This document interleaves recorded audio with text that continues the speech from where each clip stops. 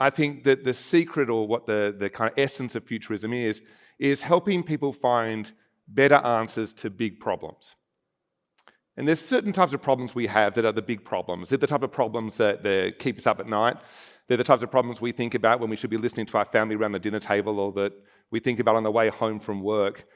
And we talk about what actually makes a big problem relative to other problems. I think there's normally two things that are key to a big problem. The first thing is there's a high degree of uncertainty. And the second thing is there's a lot at stake. And so when I talk about stake, it could be financial stake, it could be reputational stake, it could be happiness, but there's a lot at stake. So those two things define a big problem. So a lot of uncertainty and there's a lot at stake. And it feels like right now there's a high degree of uncertainty. But is there? Do you ever wonder whether really things, I mean, everyone says about it, these are unprecedentedly uncertain times, but do you think they're actually really that uncertain, or is it just kind of immediacy? Like it feels more uncertain because we're experiencing it right now, but is it really more uncertain than it was, say, I don't know, during the SARS pandemic, or the US fiscal cliff, or do you remember Y2K? Yeah, Y2K. Is this seriously more uncertain than Y2K? A show of hands, who thinks this is actually unprecedented uncertain times? Who thinks this is just immediacy and we've had greater uncertainty in the past? And who is not going to raise their hand regardless of what I say? Most of you, that's interesting. Actually, good to know there's been some data collected on this. This is actually the International Monetary Fund's World Uncertainty Index. And they've tracked uncertainty over a period of around 30 years. And you can see it tracks quite well against some well-known uncertain events, including the Iraq War, the US fiscal cliff, there's COVID-19 at the end there. We're seeing just a bump up at the end of 2002 towards the war in Ukraine. What I've overlaid with that, by the way, is a 3-year moving average. And the reason I've used a 3-year moving average is that's normally how long we set our strategic plans for. So effectively, that 3-year moving average is the type of uncertainty that you're planning for every time you do strategic planning. And as you can see, over time, it's actually gone up quite significantly.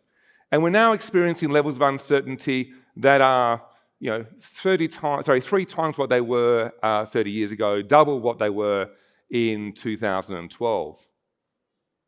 So things really more uncertain. And this is obviously only a global level, because obviously at an industry level, we can also have high degrees of uncertainty. Some industries are far more uncertain and volatile than others, but also we can go through levels of uncertainty that are specific to our organization. We could be going through a major transformation, have a new CEO come in, launching new products, a merger acquisition. So this uncertainty is all around us. I want you to think about, for a moment, just one of your big problems. We've all got them. Just think about one of your big problems. And I want you to imagine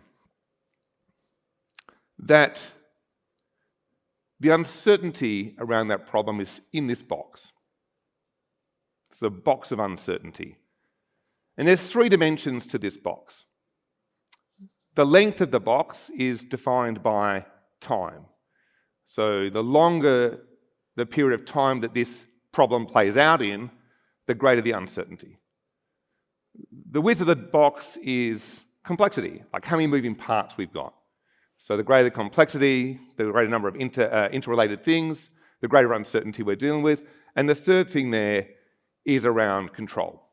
So do we have more or less control over what's going on? Now the good news is somewhere inside that box